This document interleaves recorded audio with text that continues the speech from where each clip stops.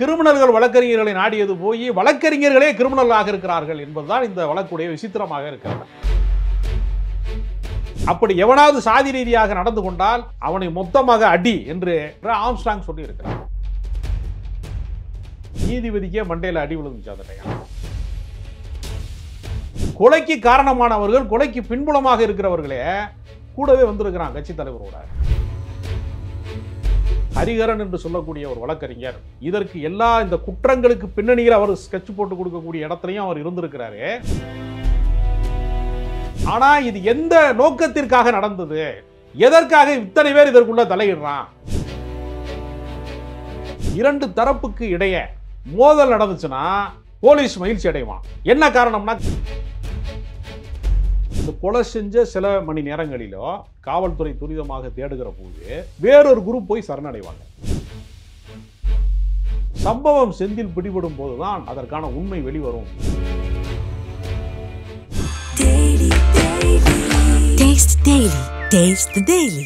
வணக்கம் சார். வணக்கம். அதாவது முன்னாடி கேஸ் வேறு திசையை நோக்கி போய்கிட்டு இருந்துச்சு. ஆனால் இப்போ கேஸ் திசை மாறுது. திசை மாறும்பொழுது நிறைய வழக்கறிஞர்களுடைய பேர் நடுவில் அடிப்படுது. அப்படிங்கிறத நீங்கள் எப்படி சார் பார்க்குறீங்க?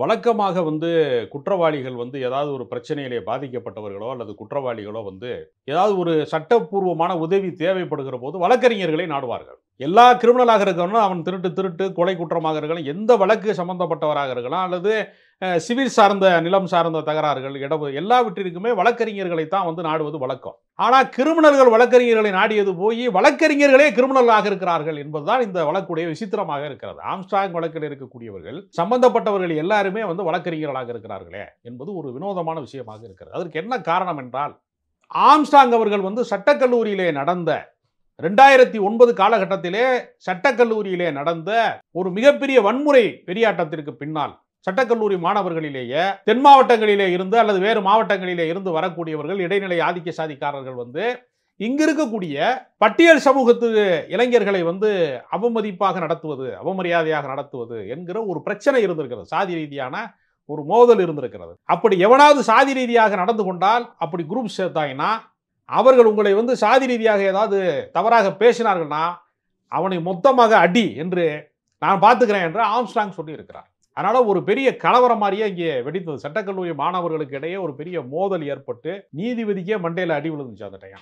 ஒருத்தர் ரத்தம் சிந்த அந்த காலகட்டங்களில் பேட்டி கொடுத்தார் ஒரு நீதியரசரை. அந்த அளவிற்கு ஒரு சட்டக்கல்லூரி மாணவர்களுக்கான மோதல் என்பது மிக மோசமான அளவிலே நீதிமன்றத்தினுடைய வளாகத்திலேயே நடந்தது. எனவே இந்த சட்டக்கல்லூரி மாணவர்களுக்கான பின்னணியிலே இவர் இருந்தார் என்று சொல்லுகிற போதும் தொடர்ச்சியாக வழக்கறிஞர்களை உருவாக்குகிற வேலையை செய்திருக்கிறார். பார் கவுன்சிலையே முழுக்க கண்ட்ரோல் பண்ணக்கூடிய இடத்துல தான் ஆம்ஸ்ட்ராங் இருந்திருக்கிறார் என்று அவருடைய கடந்த கால ஹிஸ்டரி சொல்ற காரணத்தினால இவர் சம்பந்தப்பட்ட ஆட்களும் வழக்கறிஞர்களும் கிரிமினல்களும் வேறு வேறாக இல்லாமல் ஒன்றாகவே இருக்கிறார்கள். அதுலேயும் பார்த்தீங்கன்னா, ஹரிஹரன் என்று சொல்லக்கூடிய ஒரு வழக்கறிஞர் தமாகவினுடைய மாநில வழக்கறிஞர் அணியினுடைய ஒரு செயலாளராக இருந்தவர் இதற்கு எல்லா இந்த குற்றங்களுக்கு பின்னணியில் அவர் ஸ்கெட்ச் போட்டு கொடுக்கக்கூடிய இடத்துலையும் அவர் இருந்திருக்கிறாரு.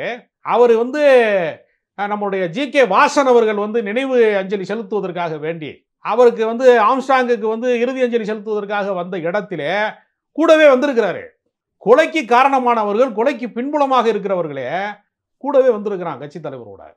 இப்படிலாம் இதெல்லாம் பின்னாடி தான் விசாரணையிலே நமக்கு தெரிய வருகிறது. இப்போ யார் வந்தா யார் போனாங்கிறது முழுமையாக தெரியவில்லை. அதாவது எப்பவுமே என்ன செய்வாங்கன்னா, காவல்துறையில் ஒரு மிகப்பெரிய அளவில் ரவுடிகள் ஒருங்கிணைக்கப்பட்டு அந்த கேங்ஸ்டர் மாதிரியான ஒரு குரூப் உருவாகும் போது இரண்டு தரப்புக்கு இடையே மோதல் நடந்துச்சுன்னா போலீஸ் மகிழ்ச்சி அடைவான்.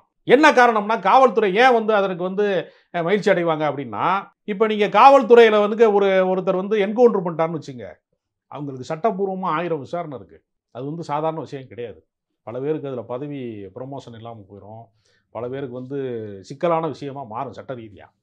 ஆனால் ஒரு ரவுடி இன்னொரு ரவுடியை போட்டாங்கன்னா அந்த சட்ட ஒழுங்கு பிரச்சனைக்கான ஒரு காவல்துறை நடவடிக்கை எடுக்க வேண்டிய விஷயத்தில் ஒருவனை ஒருத்தன் கொல்லப்பட்டுருவான், இன்னொரு கொலையாளி அரெஸ்ட் பண்ணிட்டாங்கன்னா அந்த பகுதியில் அமைதி நிலவிடும். அப்போ இந்த மோதலுக்குள்ள காவல்துறைக்கு என்ன லாபம்னா, இவர்கள் கட்டுப்படுத்த வேண்டிய இடத்த அவர்களுக்குள்ளேயே மோதி அவங்க காலியாகிறது மூலமாக ஒரு அமைதியை நிலைநாட்டலாம் அப்படிங்கிறது அவங்களுக்கு ஒரு சௌகரியமான விஷயமாக எடுத்துக்கொள்வாங்க. அதனால இந்த வழக்கை பொறுத்தவரையில் எய்த அம்புகள் எல்லாருமே யாரெல்லாம் இதற்கு காரணமாக செயல்பட்டார்களோ அவர்களை காவல்துறை பிடித்து விட்டது. ஆனா இது எந்த நோக்கத்திற்காக நடந்தது, எதற்காக இத்தனை பேர் இதற்குள்ள தலையிடுறான்? இந்த பக்கம் போனால் மலர்கொடி அதிமுகவுடைய செயலாளராக இருந்தவர் ஒரு பக்கம், இந்த பக்கம் பாஜகவை சேர்ந்த புளியந்தோப்பு அஞ்சலை, கஞ்சா அஞ்சலை என்று சொல்லப்படக்கூடிய அஞ்சலை, இப்படி இந்த பக்கம் தமாகவை சேர்ந்த ஹரிஹரன், இப்பொழுது புதிதாக ஒருவர் வந்து ஊர்காவல் படையை சேர்ந்த ஒருவர் வந்து பிரதீப் என்பவர் வந்து இந்த சாயங்கால நேரத்தில் இவர் இந்த கட்டடத்தை அவர் புதுசாக கட்டிக்கிட்டு இருக்கிற வீட்டை வந்து பார்வையிடுவதற்கு வரும்போது போதிய ஆட்களோடு அவர் வரமாட்டாரு, படைபலத்தோட வரமாட்டாரு, ஆட்களோட வரமாட்டாரு, இதுதான் சரியான டைம், அவரை வந்து போடுறதுக்கு கரெக்டான நேரம் இதுதான் அப்படின்னு அவரு தான் வந்து ஃபோனில் இன்ஃபார்ம் பண்ணதாகவும், அந்த அவங்க பயன்படுத்தின ஃபோனு எல்லாமே பார்த்தீங்கன்னா புதுசாக வந்து சிம் கார்டு வாங்கி இந்த கொலை திட்டத்துக்கு மட்டுமே பயன்படுத்திட்டு அதை கொண்டு போய் ஒரு கொசஸ்தலைங்கிற ஆத்தங்கரையில் கொண்டு போய் போட்டாங்க. ஓகே, அதாவது தொடர்ந்து வந்து லாயர்ஸ் பேர் மட்டுமே அடிபட்டுட்டு இருந்த இந்த டைம்ல ஊர்காவலர்களுடைய மகன் பேர்லாம் இது அடிப்படுது அப்படிங்கிறது வந்து எதனால சார் இவங்களுக்குலாம் இதுக்குள்ள வரணும் அப்படிங்கிறதுக்கு காரணம் இதுதான் வந்து இந்த வழக்கினுடைய விசித்திரமான விஷயமாக இருக்கிறது. அதாவது போட்டியாக இருக்கிறவர்கள் அவருக்கு வந்து இடத்தகராறுல வந்து போட்டியா இருந்தாங்க, ஆருத்ரா மோசடியில வந்து எதிர்த்தரப்பா இருந்தாங்க என்று சொன்னா பரவாயில்ல, இதுல இவ்வளவு பேர் இன்வால்வ் ஆக வேண்டியதற்கான அவசியம் என்ன இருக்கிறது? அதுதான் மிகப்பெரிய கேள்வியாக இருக்கிறது. இப்போ தொடங்கும் போது இந்த வழக்கு என்னவா இருந்துச்சு, ஆற்காடு சுரேஷை வந்து கொலை செய்யப்பட்டதற்கு ஒரு எதிராக அவருடைய தம்பி அவருடைய பிறந்த நாள் அன்னைக்கு இந்த மாதிரி செஞ்சாரு, இந்த மாதிரி சம்பவம் ஆகி போச்சு அப்படிங்கிறதா முதல் கட்ட வாக்குமூலமாக இருந்துச்சு. ஆனால் அதோடு இது நின்று போகலையே, தொடர்ச்சியாக கிணறு வெட்ட பூதம் கிளம்பியதே போல அடுத்தடுத்த அப்டேட் வர வர இதற்கு பின்னால் யாரெல்லாம் இருக்கிறார்கள், அதாவது ஒருத்தர் வெளிநாட்டில் இருந்து அதை வந்து இயக்குகிறார் என்று சொல்லக்கூடிய அளவிற்கு அந்த சம்பவம் செந்தில்குமாரை தான் சம்போ செந்தில்குமார் என்று சொல்லுகிறார்கள். அவர் வெளிநாட்டில் இருந்து கொண்டு அவர் இப்பொழுது தாய்லாந்தில் இருக்கிறாரு, அவர் இந்த இலங்கையில் வந்து கடல் மார்க்கமாக வந்து வந்துட்டு போவார், அவரோட ஆட்களை வச்சு அவர் ஒருங்கிணைப்பார் என்றெல்லாம் சொல்லுவது வந்து ரொம்ப விசித்திரமாக இருக்கிறது. அப்படி என்றால் வந்து எப்படி ஆட்கள் கூட பேசுவார் அப்படின்னு சொல்ற விதம்லாமே கூட வந்து ரொம்ப ஆமா, அதாவது ரெக்கார்டு ஆகாத வகை, ரெக்கார்டு ஆகாத ஒரு முறையில் இப்போ வாட்ஸ்அப் காலில் பேசுகிறாங்க அப்படின்னா அவங்க 2 பேருக்கு மட்டும்தான் அந்த கால் வந்து பொருந்தும், மற்றவங்களுக்கு வந்து அது பதிவு செய்யறதுக்கு வாய்ப்பு குறைவு. அது மாதிரி டெக்னாலஜி ரீதியாகவும் அவங்க வந்து தங்கள் பிடிபடாத ஒரு சூழலுக்கு VPN மூலமா வந்து இன்ஸ்டாகிராம்ல இருந்து பேசிக்கிறாங்க அப்படின்னு சொல்றது இவ்வளோ டெக்னாலஜி வந்து இந்த கொலைக்குள்ள வந்து எப்படி சார்? ஆமா, அதாவது தங்களுடைய தடயங்கள் எதுலையுமே மாட்டிடக்கூடாது, தங்கள் அடையாளங்கள் எதுலையுமே பதிந்து விடக்கூடாது என்கிற அடிப்படையில் அவங்க வந்து இன்னைக்கு என்ன அப்டேட் வருஷனோ, எதுல வந்து ரெக்கார்ட் ஆகாதோ, எங்கே வாய்ஸ் ரெக்கார்ட் ஆகாதோ, எங்கே வந்து பதிவு செய்ய முடியாதோ அந்த டெக்னாலஜி எது என்பதை பார்த்து பயன்படுத்தி இருக்கிறாங்க. இதுக்குன்னு தனியாக சிம் யூஸ் பண்ணியிருக்காங்க, இதுக்குன்னு தனியாக ஃபோன் யூஸ் பண்ணியிருக்காங்க, அந்த ஃபோனை கொண்டு போய் இதில் கொண்டு கொட்டியிருக்காங்க, கூவக்கரையில் கொட்டியிருக்கிறாங்க என்றெல்லாம் வந்து தகவல் வருகிற போது அது தீயணைப்பு வீரர்கள் நீந்தி அந்த ஃபோனில் சிலவற்றை வந்து எடுத்திருக்கிறாங்க, எடுத்து அதெல்லாம் ஆய்வுக்கு அனுப்பி காவல்துறை ரொம்ப துரிதமாக செயல்படுகிறது. ஓகே சார், இன்னொரு பெர்ஸ்பெக்டிவ்ல இருந்து இந்த கேஸை பார்த்தோம் அப்படின்னா ஆரம்பத்தில் வந்து ஆருத்ரா கோல்டு அப்படின்னு சொல்லியிருந்தாங்க, பொன்னை பாலு அவங்களே வந்து அவங்க குழு வந்து சரண்டர் ஆகி நாங்கள் தான் பண்ணுவோம்னு சொல்லி அவங்களே காரணத்தை சொல்லிட்டாங்க. ஆனால் அதுக்கப்புறம் இந்த கேஸ் வந்து இவ்வளோ பெருசாக போகுது, போக போக காரணங்கள் வந்து மாறிக்கிட்டே இருக்கு, நிறைய பேர் கேஸ்க்குள்ளே வராங்க. இப்போ வந்து ஹரிஹரன் அப்படிங்கிறவர் தான் முக்கியமான ஒரு ஆள் அந்த மாதிரி பிம்பப்படுத்தப்படுறது, அது உண்மைதானா இல்லை வந்து பிம்பப்படுத்தப்படுதா, ஒரு ஒரு அப்பாவி மேலே வந்து கொலைப்பழி வருது அப்படின்னு சொல்கிறாங்க. எப்பொழுதுமே என்ன செய்வாங்கன்னா கூலிப்படை வந்து ஒரு குரூப் போய் ஒரு ஆளை கொலை செய்வாங்க, இந்த கொலை செஞ்ச சில மணி நேரங்களிலோ காவல்துறை துரிதமாக தேடுகிற போது வேறொரு குரூப் போய் சரணடைவாங்க. அதாவது உண்மையிலேயே கொலை சம்பவங்கள் செய்கிற குற்றவாளிகள் என்பது வேறு, சரணடைகிறவர்கள் என்பவர்கள் வேறு. எப்பொழுதுமே ஒரு கிரிமினல் ஆக்டிவிட்டிஸில் என்ன செய்வான்னா இதுக்கு தனியாக ஆள் செட் பண்ணியிருப்பான், கொலை செய்கிறதுக்கு அவன் கொலை மட்டும் தான் செய்வான், கொலை செஞ்சுட்டு அவன் எஸ்கேப் ஆகி ஓடிடுவான். சரணடைகிறது அப்படிங்கிறவன் அதுக்கு ஒரு பணம் வாங்கிட்டு நான் தான் அதை செஞ்சேன் அப்படின்னு காவல்துறையில் வந்து ஒரு குரூப் வந்து சரணடைவாங்க. இது வந்து ஏற்கனவே கூலிப்படையினுடைய நடைமுறை. ஏன்னா கூலிப்படை என்ன செய்வான்னா எல்லாராலையும் கொலை செய்ய முடியாது, ஏன்னா மனித முகத்தை பார்த்து மனிதனுடைய ஒரு மனிதன் இன்னொரு மனிதனை கொலை செய்வதுங்கிறது ஒரு ஆட்டை அறுக்கிறதே கூட பல பேருக்கு மன நடுக்கம் ஏற்படும். சில பேருக்கு ஒரு கோழி அறுக்கிறது கூட சில பேர் பயப்படுறவனு இருக்கேன் உலகத்தில். அப்போ ஒரு மனிதன் இன்னொரு மனிதனை கொலை செய்வது என்பது அதற்கான அந்த மன ஒரு உறுதி இருக்குல்ல, அந்த கொடூரத்தை செய்வதற்கான மன வைராக்கியம் இருக்குல்ல, அது ஒரு சிலருக்கு தான் அது வரும்.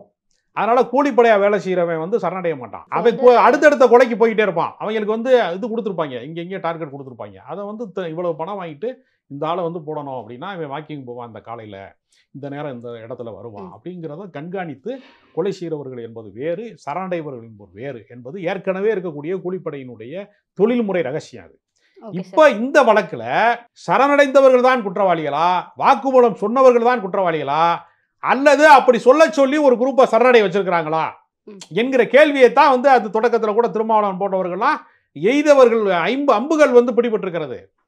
யார் எய்தவன் என்கிறதை நம்ம கண்டுபிடிக்கணும். அதற்கு காரணமானவர்கள் யார் என்பது கண்டுபிடிக்கணும். கொலையின் நோக்கம் என்ன என்பதை நம்ம கண்டுபிடிக்கிறோம். அதாவது சரண்டர் ஆனவங்க ஃபேக் அப்படின்னா சரண்டர் ஆனவங்கள்ல ஒருத்தர் தான் திருவேங்கடம். அவரை வந்து என்கவுண்டர் பண்ணியிருந்தாங்க.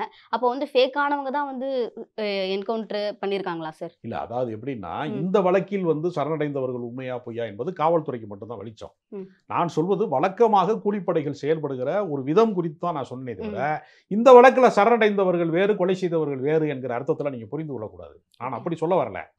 இப்படி ஒரு முறையை பின்பற்றுகிறார்கள் கூலிப்படை கொலைகாரர்கள். கூலிப்படை கொலைகாரர்கள் வந்து இப்படி ஒரு நடைமுறையை பின்பற்றக்கூடியவர்களாகவும் இருக்கிறார்கள். எனவே பல்வேறு கோணத்திலே வந்து ஆய்வு செய்யப்பட வேண்டிய அவசியம் வந்து இந்த வழக்கிலே இருக்கிறது. அதனால தான் ஒருவேளை இது ஆற்காடு சுரேஷுக்கான எதிர்வினையா, ஆருத்ராவுக்கான எதிர்வினையா, அல்லது அஞ்சலை போன்றவர்கள் நடத்திய கொலையா, அல்லது மலர்கொடி நடத்திய ஏவப்பட்ட கொலையா, ஏன் மலர்கொடி வந்து வாகனம் வழங்கணும், அல்லது ஏன் வந்து அதற்கான ஆயுதங்களை வந்து சப்ளை செய்யணும், அதுக்கு வந்து ஏன் இவர்கள் செயல்படணும், அந்த இடத்திற்குள்ள ஏன் ஹரிஹரன் வரணும், ஏன் காவல்துறை ஆய்வாளருடைய மகனாக இருக்கிற ஒருத்தன் வந்து ஏன் ஊர்காவல் படையை சேர்ந்தவன் வந்து ஏன் துப்பு கொடுக்கணும், இந்த இடத்துல அவர் இருக்கிறாரு, சாயங்காலம் வந்து அவரை வந்து நீங்க வந்து தீர்த்து கட்டிடலாம் என்பதற்கான யோசனையை அவனையே சொல்லணும். இப்ப எல்லா ரவுடிகளும் ஒருங்கிணைக்கப்பட்டிருக்கிறார்களா இந்த கொலையில? இவர்கள் எல்லாரும் கூடி பேசி இருக்கிறார்களா, தனித்தனியாக செயல்பட்டிருக்கிறார்களா, இல்லது யாராவது ஒருவருக்கு இவர்கள் வேலை செய்திருக்கிறார்களா, என்ன காரணத்திற்காக என்பது முதன்மை குற்றவாளி என்று இப்பொழுது சொல்லப்படுகிற காவல்துறையால் சொல்லப்படுகிற சம்பவம் செந்தில் பிடிபடும் போதுதான் அதற்கான உண்மை வெளிவரும் என்கிற கோணத்திலே விசாரணை போய்கொண்டிருக்கிறது. அதாவது தொடர்ந்து கேஸ் வந்து ரொம்ப தீவிரமா போயிட்டு இருக்கு. இப்படி போயிட்டு இருக்கும்பொழுது ரஞ்சித் போன்றவர்கள் என்ன சொல்றாங்கன்னா, எங்களுக்கு வந்து நீதி கிடைக்கணும் அப்படிங்கிற மாதிரி இந்த கேஸ் வந்து எதிர்பார்க்குறாங்க. ஆனா தொடர்ந்து கேஸ் நீண்டுகிட்டே இருக்கு. ஒரு தரப்பு இப்படி கேட்குறாங்க. அவங்க சொல்ற மாதிரியுமே கேஸ் திசை மாறிக்கிட்டே இருக்குன்னும் பொழுது நம்மளுக்கு எதை நம்புறது அப்படின்னே தெரியல. நிறைய பெர்ஸ்பெக்டிவ்ஸ் உள்ள வரும்போது கடைசியில எந்த மாதிரி இந்த கேஸ் முடிவுங்கிறதே தெரியல இல்ல. அதை நீங்க எப்படி சார் பாக்குறீங்க? அதாவது வழக்கை வந்து முடித்து வைக்க வேண்டும் என்று நினைத்தால் பிடிபட்டவர்களை வைத்தே அந்த வழக்கை முடித்து விடுவார்கள். உண்மையிலேயே செய்தது யார் என்று கண்டுபிடிக்க வேண்டும் என்கிற காவல்துறையினுடைய துப்பறிவு வேலைக்காகத்தான், காவல்துறையினுடைய செயல்பாட்டின் காரணமாகத்தான் இது நின்று கொண்டிருக்கிறது. இவ்வளவுதான், இவன் தான் கொலை செஞ்சான் அப்படின்னு ஒரு ஆளை காட்டியதோடே அந்த வழக்கு முடிந்து விட்டது என்று முடிக்காம உண்மை குற்றவாளிகளை நெருங்க வேண்டும் என்பதற்கு காவல்துறை தீவிரமாக செயலாற்றி கொண்டிருக்கிறது.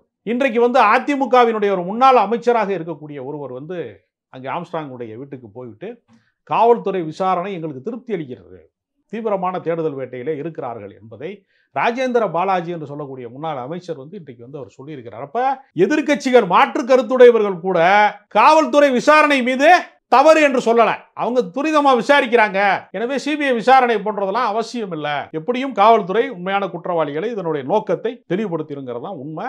ரஞ்சித் போன்றவர்கள் என்ன செய்யறாங்கன்னா, இந்த சம்பவத்தை பயன்படுத்தி கொண்டு, ஆம்ஸ்ட்ராங்கினுடைய கொலை சம்பவத்தை பயன்படுத்தி கொண்டு அவர்கள் நீதி கேட்டு பேரணி நடத்தியதன் மூலமாக ரஞ்சித் அரசியலுக்கு வருவதற்கான ஒரு ஒத்திகையை நடத்தி கொண்டார் அந்த பேரணியின் மூலமாக. அதனால அவர் எதிர்காலத்திலே ஒரு அரசியல் ரீதியாக, ஏனென்றால் திருமாவளவனுடைய அரசியல் என்பது வெறும் தலித் அரசியல் என்பதை தாண்டி ஊர் வேறாக சேரி வேறாக இருக்கிறது. சேரியினுடைய அரசியலை தாண்டி பொது அரசியலுக்குள்ளே அவர் வந்து பவனி வருகிறார். 4 சட்டமன்ற உறுப்பினர்கள் விடுதலை சிறுத்தை கட்சிக்கு இருக்கிறார்கள் என்று சொன்னால் அதில் 2 சட்டமன்ற உறுப்பினர்கள் பொதுவானவர்களாக இருக்கிறார்கள், தலித் அல்லாதவர்களாக இருக்கிறார்கள். அப்ப எல்லாருடைய பிரச்சனைக்கும், அது ஈழ பிரச்சனையாக இருக்கலாம், இஸ்லாமியர் பிரச்சனையா இருக்கலாம், விலைவாசி பிரச்சனையா இருக்கலாம், சட்ட ஒழுங்கு பிரச்சனையா இருக்கலாம், எல்லாவற்றிற்குமே போராடக்கூடிய இடத்துல விடுதலை சிறுத்தைகள் கட்சி ஒரு தலித் கட்சி என்கிற நிலையை தாண்டி பொது கட்சியாக வளர்ந்து விட்டது.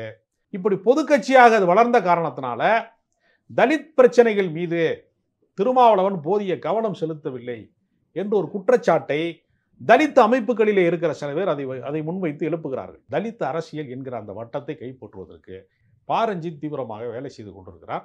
அந்த அடிப்படையிலே தான் நீதி விசாரணை மீதெல்லாம் அவர் வந்து என்ன சொல்றாரு, நீங்க வந்து மணிமண்டபம் கட்டுறதுக்கு இந்த அரசாங்கம் ஒத்துக்கிறோமா அப்படிலாம் கேட்கிறாரு. குற்ற பின்னணியுடைய வழக்குகள் பல அவர் மீது இருக்கும்போது, அது சார்ந்த விசாரணைகள் போய் கொண்டிருக்கும் போது இந்த சூழலில் அதை கேட்பது என்பது என்ன வகையான நியாயம் என்று எனக்கு தெரியல. வெறும் அரசியல் போராட்டம் சார்ந்து மட்டுமே அவர் செயல்பட்டிருந்தால் இதை கேட்கலாம். ஆனால் அதை தாண்டி அவருடைய செயல்பாடுகள் என்பது பல பல பல முகங்கள் இருக்கிற அவருக்கு. அதனால் இதை பேசுவது என்பது இப்பொழுது சாத்தியம் இல்லை. எனவே அரசு முடிந்த வரைக்கும் அந்த சமூக மக்களுடைய கோபத்திற்கு, அந்த ஆவேசத்திற்கு பதில் சொல்லும் விதமாக விசாரணையை துரிதப்படுத்தி இருக்கிறார்கள். அதிகாரிகள் மாற்றப்பட்டிருக்கிறார்கள்.